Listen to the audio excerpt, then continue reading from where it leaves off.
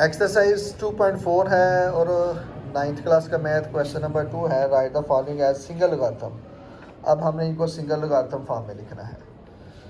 तो ये single logarithm आ गया। Write the following as single logarithm 1/2 log 25 + 2 log 3। तो log से पहले जो आता है पीछे वाले सवाल में हमने पढ़ा है कि जिस तरह से पीछे सवाल चेक कर लेते हैं एक दफ़ा कि क्वेश्चन नंबर 1 का पार्ट 5 था कि log में जो पावर आ रही थी पावर log से पहले लिखी जाती थी। ये 3 आया हुआ है। इसी तरह इसको समझें कि log से पहले जो वैल्यू लिखी होती है वो बेसिकली वैल्यू की पावर होती है। तो ये 1/2 इसकी पावर में आ जाएगा। log 25 के बाद 1/2 हो जाएगा। आगे प्लस आ गया। फिर इस तरह से log के शुरू में जो 2 लिखा हुआ है ये बेसिकली 2 जो है वो 3 की पावर है, तो 3 की पावर 2 आ जाएगा। अब इन दोनों को सिंगल लॉगरिथम फॉर्म में लिखते हैं। तो log आ गया 25 के और 1/2 है तो ये स्क्वायर रूट बन जाता है। प्लस log आ गया 3 का स्क्वायर क्या हो गया 9। log 25 का स्क्वायर रूट लेंगे तो आंसर 5 आ जाएगा। प्लस log 9 ऐसा ही है।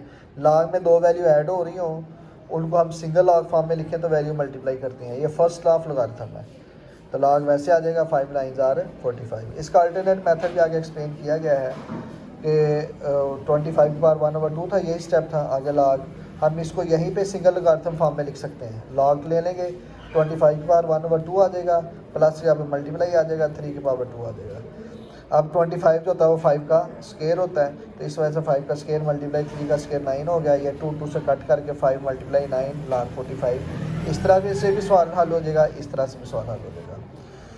नेक्स्ट पार्ट है, पॉइंट नंबर 2 है log 9 - log 1/3। यहाँ पर सेकंड लॉ ऑफ लॉगरिथम लगेगा कि log में अगर 2 वैल्यू माइनस हो रही हो तो उसको सिंगल लॉगरिथम फॉर्म में लिखें।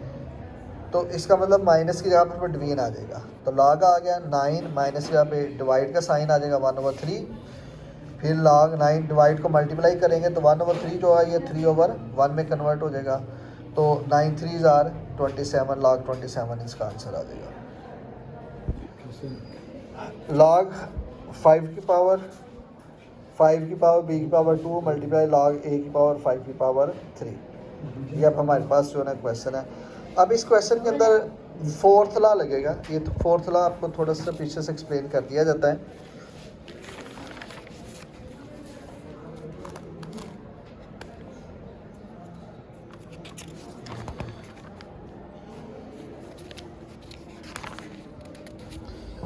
ये है फोर्थ लॉ है चेंज ऑफ बेस लॉ।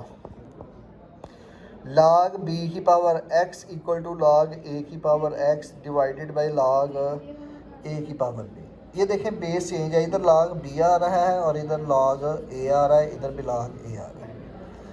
तो ये चेंज ऑफ बेस लॉ है। अब याद रखेंगे कि अगर इधर हम log b की पावर x आ रहा है ना, इसको हम इस तरह से लिख सकते हैं कि जो इधर की जो पावर आ रही है ना x, वो दूसरी साइड पे न्यूमरेटर की पावर x ही होगी, नीचे बेस को और ले लेंगे जिस तरह से यहाँ पर log a लिया गया है। इसी तरह से इधर की बेस b है तो वो जो बेस इधर की आ रही है वो इधर डिनोमिनेटर की बेस b बन जाएगी, नीचे बेस हमने वही लेनी है जो ऊपर वाली वैल्यू की बेस आई हुई है। तो हम इस तरह से इसको ये फोर्थ लॉ जो है इसको इस तरह एक्सप्लेन कर सकते हैं। तो क्वेश्चन नंबर 2 का पार्ट 3 है log 5 की पावर b की पावर 2 मल्टीप्लाई log a की पावर 5 की पावर 3 है। तो पहले तो वही पहले वाला स्टेप है कि log में जो पावर आ रही है पावर शुरू में आ जाएगी 2 log 5 की पावर b मल्टीप्लाई इधर ये 3 आ रहा है 3 शुरू में आ जाएगा 3 log a की पावर 5। अब 2 दरमियान में मल्टीप्लाई का साइन है, 2 और 3 मल्टीप्लाई कर लेंगे, 2 × 3 log b की पावर 5 की power b multiply log a की पावर 5 आ गया।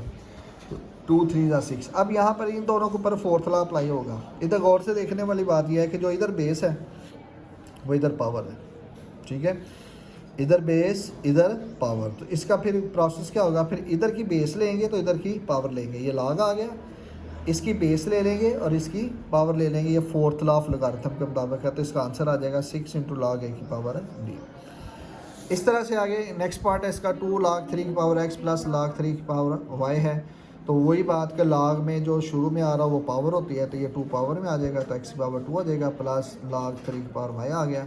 बेस सेम आ रही है, इधर वैल्यू प्लस का आ रही है तो बेस को एक दफ़ा लिख लेंगे log 3, इधर आ जाएगा x स्क्वायर प्लस यहाँ पे मल्टीप्लाई आ जाएगा साथ में y। यहाँ पर भी फर्स्ट लॉ ऑफ लॉगरिथम लगा है कि अगर बेस सेम हो सिंगल लॉगरिथम फॉर्म लिखेंगे, और ऊपर वाली वैल्यू को अगर ये प्लस आ रहा तो मल्टीप्लाई में चेंज हो जाएगा, अगर इधर माइनस होता तो वो डिवीजन में चेंज होना था।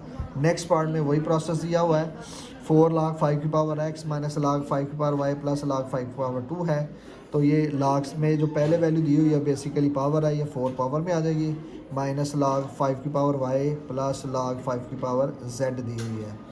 अब देखिए सबकी बेस सेम है, log 5 log 5 log 5, तो ये log 5 ऐसे आ गया, x की पावर 4 आ गया, माइनस आ रहा है तो माइनस का मतलब ये सेकंड लॉ लगेगा कि माइनस को हम डिवीजन में चेंज करेंगे, ओवर आ गया, साथ में ये y आ गया, ये वैल्यू फिर प्लस का रही है तो इसका मतलब ये मल्टीप्लाई में चेंज हो जाएगी, तो log 5 की पावर x की power 4 over y multiply z, ये इसका आंसर आ जाएगा। नेक्स्ट पार्ट है 2ln, ln for natural log है, 2ln a plus 3ln b minus 4ln c, natural log ln का मतलब है। उसी तरह से जो 2 शुरू में आ रहा है वो पावर आ जाएगी, ये 3b की पावर बन जाएगी और ये 4c की पावर आ जाएगी। फिर नेचुरल लॉग को एक दफ़ा लिखेंगे उसी तरह से, a की पावर 2 आ गया, प्लस होगा वो मल्टीप्लाई में चेंज हो जाएगा, b की पावर 3 आ जाएगा, ठीक है जी, माइनस का मतलब डिवीजन हो जाएगी, ओवर आ गया तो c की पावर 4, ये इसका आंसर आ जाएगा।